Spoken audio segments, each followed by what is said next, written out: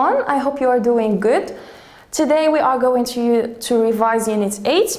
Keep our environment clean, okay, for common core students. Let's start with grammar.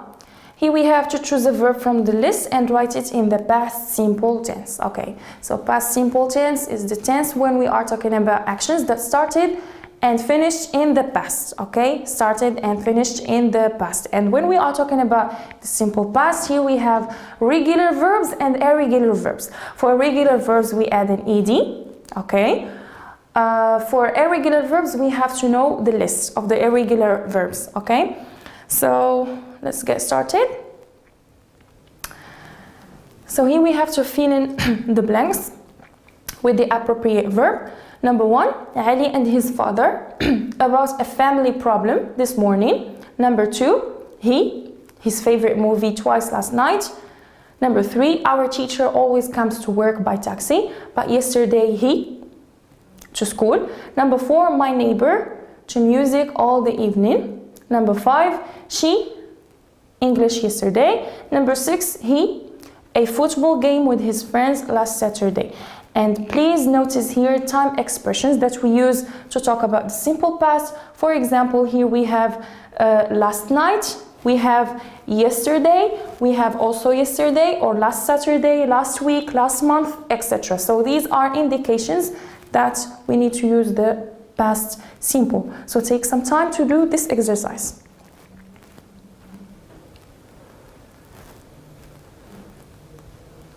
Okay, let's correct. Number 1, Ali and his father talked about a family problem this morning. Verb to talk is a regular verb, so here we are going to add ed.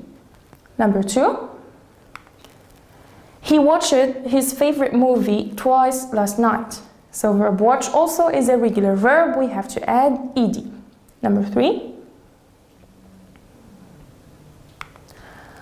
our teacher always comes to work by taxi, but yesterday he walked to school, okay. Number 4, my neighbor listened to music all the evening.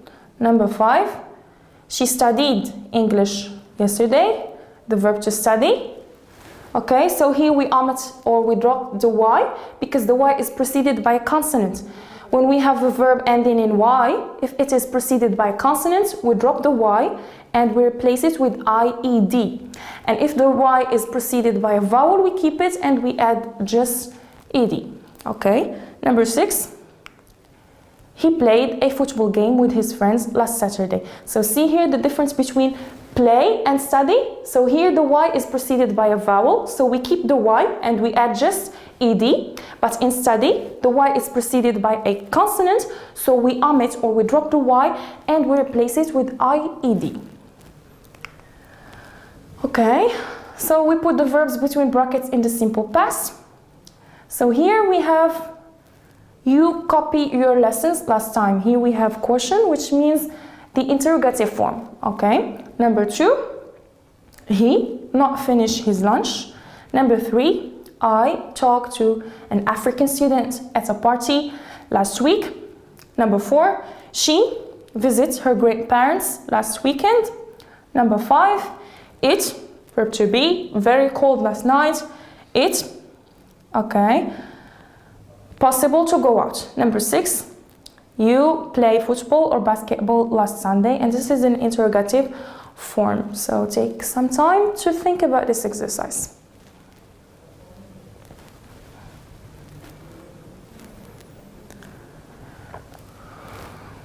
Okay, let's correct. Number 1, did you copy your lessons last time? So here we have interrogative form, so we need an auxiliary verb, which is do, verb do. We conjugate it in the simple past. Do, the past of do is did, okay. Then verb in the infinitive. See here, we didn't conjugate copy, we conjugate the auxiliary verb, which is do, okay. Did you copy your lessons last time? Number 2, he didn't finish his lunch. So here again we have the negative form. In the negative form also we need an auxiliary verb. Do, we conjugate it in the simple past. the past of do is did, plus not, plus the infinitive, the verb in the infinitive. Here again, we didn't conjugate finish because we already conjugated the auxiliary verb do, okay? So he didn't finish his lunch. Number 3, I talked to an African student at a party last week. Number 4, she visited her grandparents last weekend. Number 5, it was very cold last night. It wasn't possible to go out. So remember, verb to be in the simple past, the affirmative is was, the negative is wasn't. Number 6, here also we have an interrogative form. Okay, see here the question mark. So, did you play football or basketball last Sunday?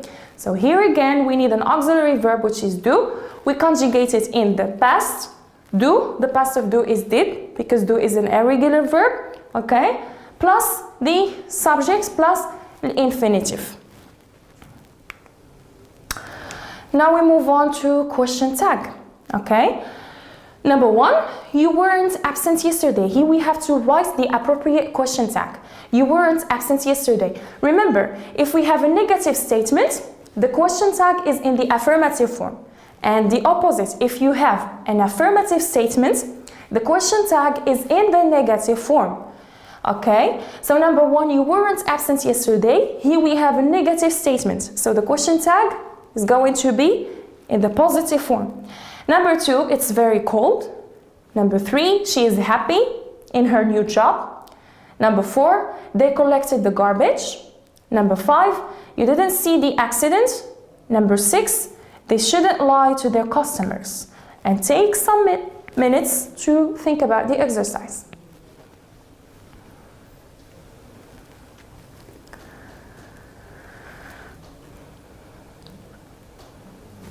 Okay, so number 1, you weren't absent yesterday. So the question tag is were you. So see here we have weren't. The statement is negative. And the question tag is positive. Were you, okay? Or affirmative. Number 2, it's very cold. So here the opposite. We have affirmative, so the question tag is in the negative form. Isn't it? It's very cold, isn't it? Number 3, she's happy in her new job. So here we have positive statement. So the question tag is going to be negative, isn't she? She's happy in her new job, isn't she? Number 4, they collected the garbage. Here we have a positive statement, so the question tag, didn't they? They collected the garbage, didn't they? Number 5, you didn't see the accident. What do you think the question tag? So here we have negative statements, so did you? Affirmative, okay? Number 6, they shouldn't lie to their customers. Here also we have shouldn't, the negative form, so the question tag is going to be in the positive or affirmative form. Should they? So number 1, you weren't absent yesterday. Negative statement, were you? It's very cold, isn't it? She's happy in her new job, isn't she? They collected the garbage, didn't they? You didn't see the accident, did you? They shouldn't lie to their customers, should they? Now let's revise our functions, okay? Complete the following exchanges with the appropriate expressions, and here we are revising permission, how to ask for permission. For example, you are in the class. Before you go out, if you want to go out, you need to ask your teacher's permission first. Teacher, can I go out? If you want, for example, to hang out with your friends, of course, first you need to have your parents' permission, either from your mother or your father. Mom or dad, please, can I go out? So we have seen before some expressions we used to ask for permission, like can I, may I, etc. Okay? And when you ask someone's permission, that permission can be accepted or denied. So here we have to complete the following exchanges with the appropriate expressions. Number 1, it's an exchange between a child and mother. So child, put these bottles in this recycling bin. Mother, of course, don't throw them away. Exchange number 2, Selim, keep these old films. Hans, I'm sorry, they are made of poisonous substances. Exchange number 3, Tony, wear a protection suit to carry this box.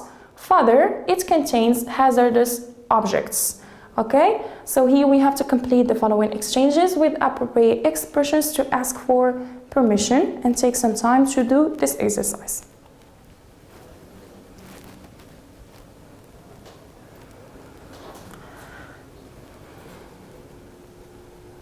All right, let's correct. Number 1, so child, may I put these bottles in this recycling bin? May I? So one way to ask for permission, you can say may I, okay? May I put these bottles in this recycling bin? Mother. So of course, so here she accepted her child's permission. You may, don't throw them away. So may I put these bottles in this recycling bin? Of course you may, don't throw them away. Salim, can I keep these old films? Hans, I'm sorry, you can't. They are made of poisonous substances. Can I wear a protection suit to carry this box? Oh, please do. It contains hazardous objects. All right?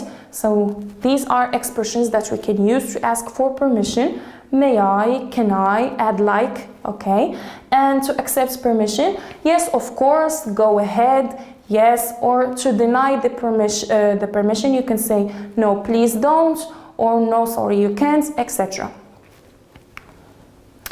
So here we have to match the numbers with the letters. Here we have asking for permission and giving permission.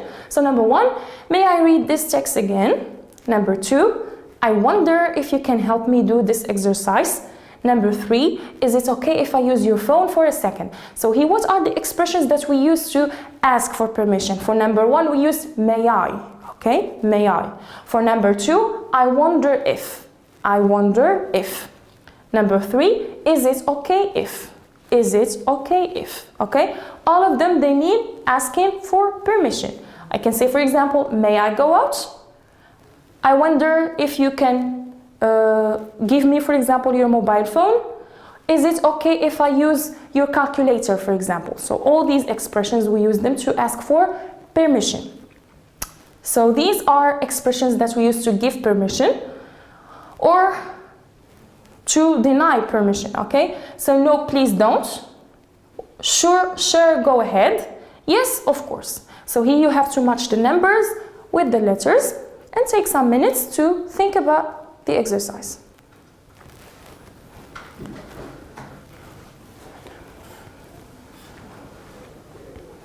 Okay, let's correct. Number 1, may I read this text again? Sure, go ahead. Number 2, I wonder if you can help me do this exercise? Yes, of course. Number 3, is it okay if I use your phone for a second? No, please don't. Okay? So this is concerning functions and asking for permission. Now let's revise vocabulary. Choose from the list given the words which match the pictures. Okay, so here we have ozone layer, we have pollution, dampen, forest, rain, sun, beach, planting trees, deforestation, endangered animals, recycling. Okay, so here we have pictures. We have to match the words with the following pictures and take some time to think about this exercise.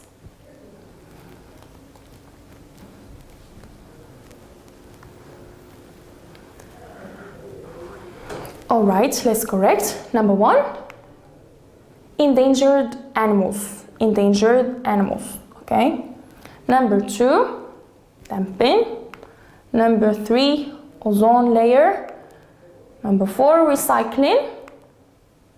Pollution, forest, beach, sun, and rain, deforestation, and planting trees. So all these vocabularies are related to environment.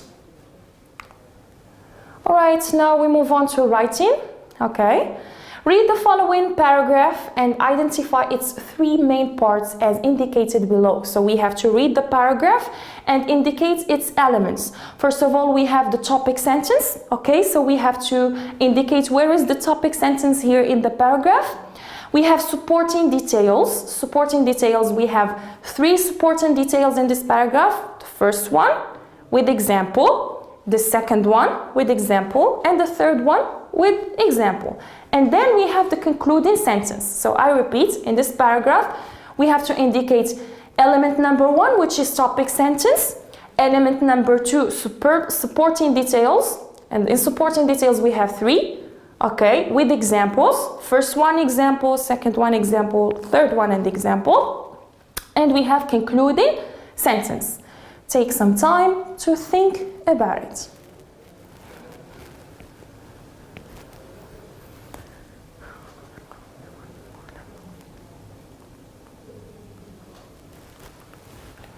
Alright, so let's correct. But before, let's read the paragraph. There are 3 reasons why I prefer jogging to other sports. One reason is that jogging is a cheap sport. I can practice it anywhere at any time with no need for a ball or any other equipment. Another reason why I prefer jogging is that it's friendly to my heart. I don't have to exhaust myself or do excessive efforts while jogging. Finally, I prefer this sport because it's safe. It isn't as risky as other sports like gymnastics, racing, or horseback riding. For all these reasons, I consider jogging the best sport of all. Okay, so here, where is the topic sentence? The topic sentence, there are 3 reasons why I prefer jogging to other sports. Okay, so this is the topic sentence. There are 3 reasons why I prefer jogging to other sports. So in the topic sentence, you know what the paragraph is going to be about. Okay, so the paragraph is about someone who is telling us about his favorite sport, which is jogging. Okay, so topic sentence, there are 3 reasons why I prefer jogging to other sports. Number 2, supporting details. And we start with number 1. First one, jogging is a cheap sport. Okay, this is the supporting detail number 1. What are the examples that he provided? I can practice it anywhere at any time with no need for a ball or any other equipment. Okay, so this is concerning the supporting detail number 1. Let's move on to supporting detail number 2. It is friendly to my heart. And what's the example? I don't have to exhaust myself or do excessive efforts while jogging. The third one is I prefer this sport because it is safe. It isn't risky as other sports like gymnastics or horseback riding. Okay?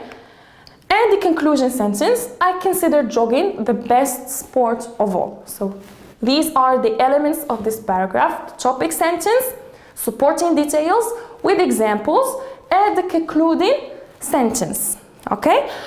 Alright, now you have to write about your favorite sport. Give 3 reasons why you prefer this sport. So like this paragraph, he wrote about his favorite sport, which is jogging. So tell us about your favorite sport and tell us why. So try to follow the same example here. You give us topic sentence, 3 supporting details, and concluding sentence.